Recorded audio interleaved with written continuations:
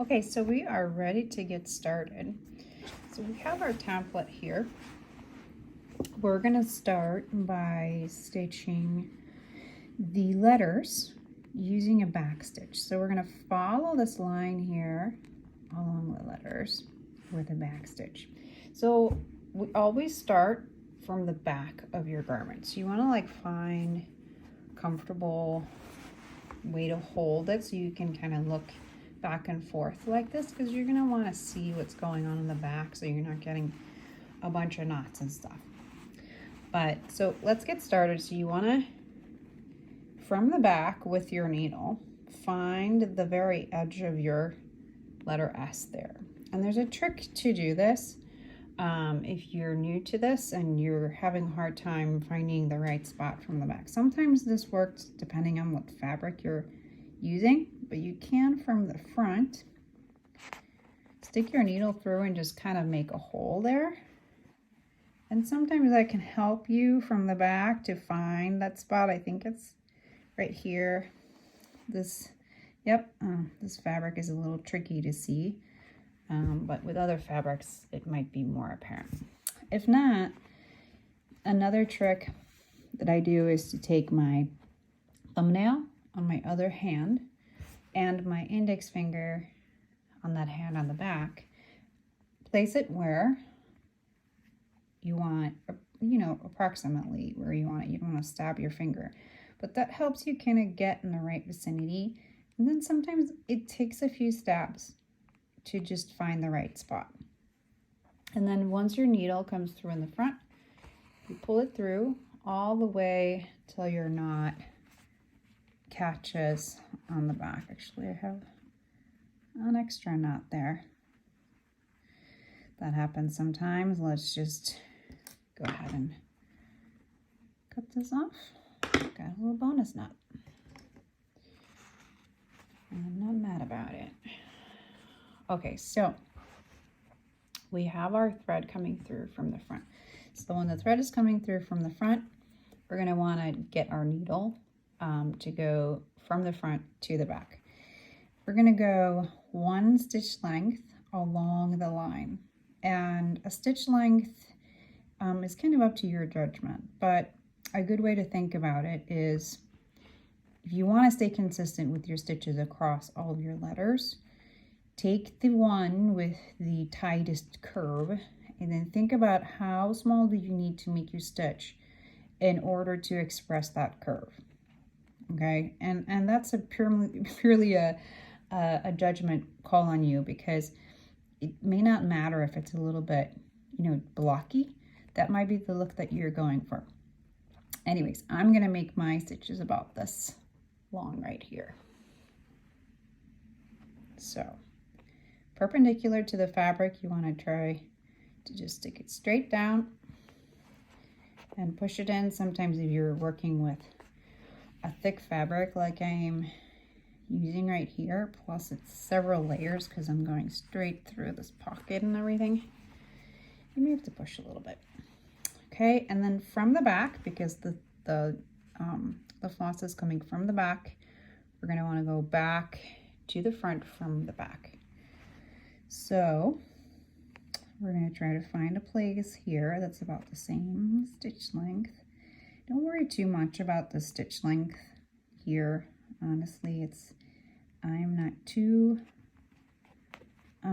obsessive about stitch length. I find it comes out looking really nice anyways. We're going for that handmade look, and so we're not trying to make it look like a machine embroidery, right? Okay, so let me show you that again. So we go 1 stitch length down the line.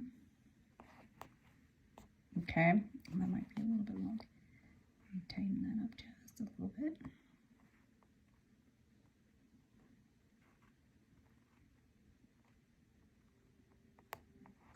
Let's just go here.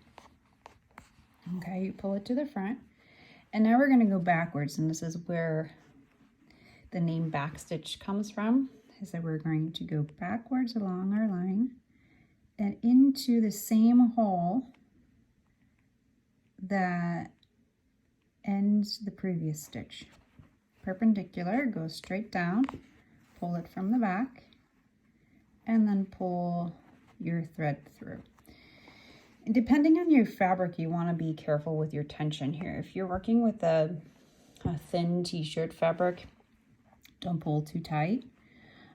Sometimes what I do is I go back and I kind of loosen it a little bit. Make sure you get all of the strands. When you do this, you can sometimes run into trouble splitting your thread. But sometimes I kind of go back, pull it, and then pull it back down and run my fingers along the back here to make sure that all of the strands are getting pulled equally.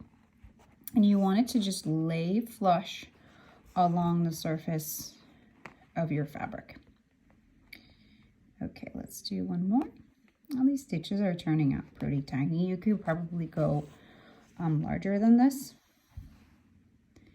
And again, we're gonna go back into, you can see that, back straight down into the end of that last stitch.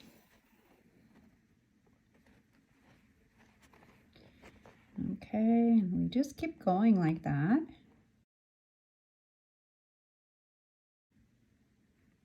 Okay, so we're getting to the end of our letter here. And this is when you want to think about your stitch length again, right? Because you don't want to go like just almost up here and then have a tiny stitch at the end. You could just skip. I mean, look, this template is going to go away later, right? We're going to wash it off, so nobody's going to see. There's not going to be like a black line sticking out here. So if you want to just have your stitches perfectly equal, then in this case, it means I'm going to go like right around here, right? And that means I would have a tiny stitch here. So what you can do is you either just go there, forget about this little end here, or you split it in half, right? And you just make both of the stitches a little bit smaller. That's what I'm going to do here, just to show you. And in the end, oh, see what I did there? This is a really easy mistake. You forget what side you're on and you go in from the wrong side. So what you do here is you have to take the thread off your needle. I'm sorry, but you're gonna just have to do it. And then we pull it out and realize we're on the back here. And so we're gonna go ahead and rethread the needle. And look what's happened here. Somehow one thread has gotten a lot shorter than the others. It's completely fine. We're just gonna go ahead and snip those off. Now I'll go ahead and thread it real quick. Use the threader if this is, see, this happens a lot where you miss one. Usually if I do this twice or maybe 3 times, I'll get it. But if you're having trouble, use the threader. There is no shame in that. Okay, so now from the back, we're gonna go up. Everybody makes these mistakes. We're gonna go up kind of in the middle here. And we'll go back into stitch. Okay, and then I'll just do another run. You could also just go make both of those stitches longer and extend that line. I'm just going to go ahead and follow the line to show you that even though these 2 stitches are just a little bit smaller than the other ones, no one's going to see it. See? How cute is that? Okay, so we're going to start the next letter now. Because they're so close together here, I'm just going to jump over there. Sometimes what you can do if you end here and you want to go over here, you could like weave through the back here. I'll just go ahead and do that just to show you. can weave through the back so that you don't have that long thread just hanging there, especially on the inside of a garment. You don't want long loops of thread because it's going to catch on stuff and just get messy. So this is a really short distance, but still. So I just made a 1 stitch through here, and now I'm going to come up at the bottom here because it's the place that is the closest to where I'm ending on the other letter. If I would go up here, I'd make a longer piece. And again, you could like weave through those stitches in the back if you wanted to, but this is fine. If it's more than like a 1/2 inch and you've got nothing to weave through, then actually that one is crooked. Okay, so if it's crooked and I don't like it, then I just go ahead and take it out. Okay, you can leave it if you don't really care. If you care, take it out. It's not a big deal. Okay, let's try that again. Let me try to get that actually on the line.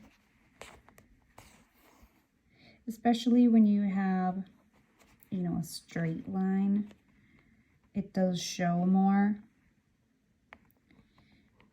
So here I'm going to kind of split this distance in half because that's about the same size of my stitch length. And then I just keep going. Back stitch is a really nice stitch for following lines. It makes a really tight, thin line when you want detail. So I like it a lot for lettering, especially thin lettering with tight curves.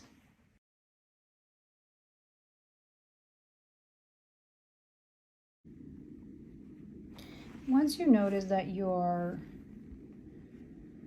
end here is getting close to your fabric, you want to go ahead and just pull out a little bit more to give yourself some room. And try to hold the needle, holding both of the threads. That's going to prevent you from pulling out the thread from your needle and having to rethread again.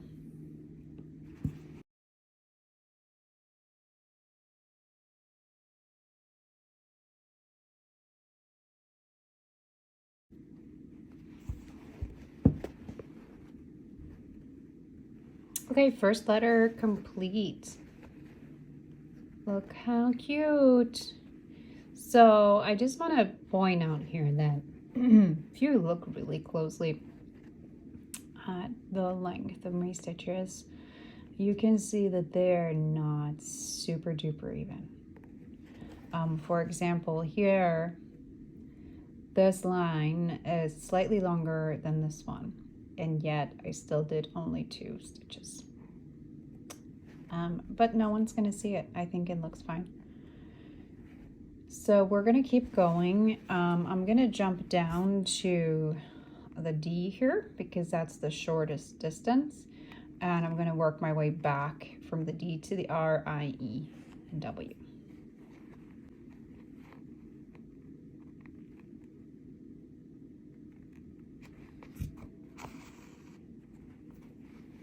And when you're doing this, just make sure, so you're gonna have a little bit of a jump here. If you want to, you can tie off here.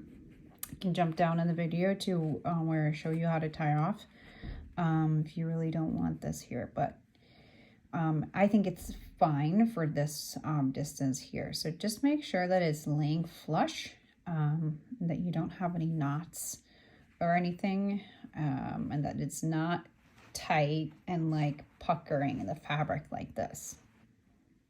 Okay, I mean, if you get it, it's not like a huge deal, but you know, if you can't, make sure it's flush.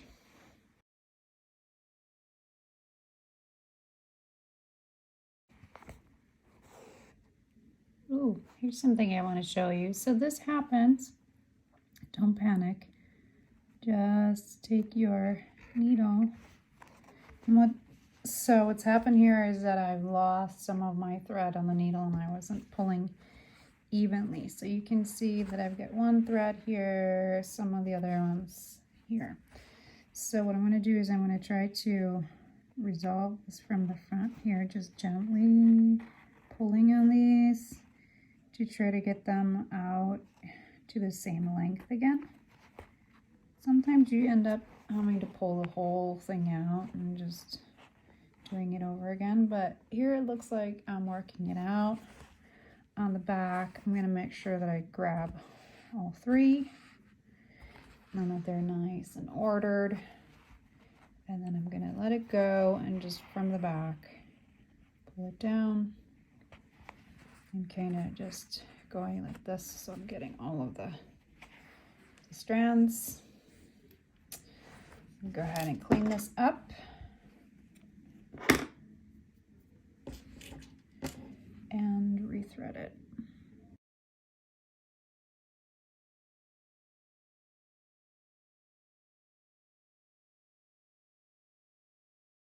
Okay, we're done. I actually made it all the way to the end without changing thread.